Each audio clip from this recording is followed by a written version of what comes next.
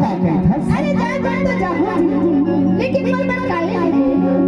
ये दे अरे तेरी मन की पहली आदत संगवारी लेके देखे के बात आती तो आगू चली बोल रहा थी सुनना वो जान जा अरे तेरे मन में हम मरवाही के बाजार में ना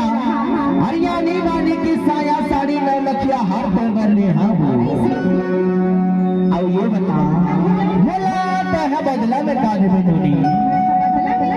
अरे बदला में तो लमाया दे सही कहत देखने से भी तो कहत ये घुमा के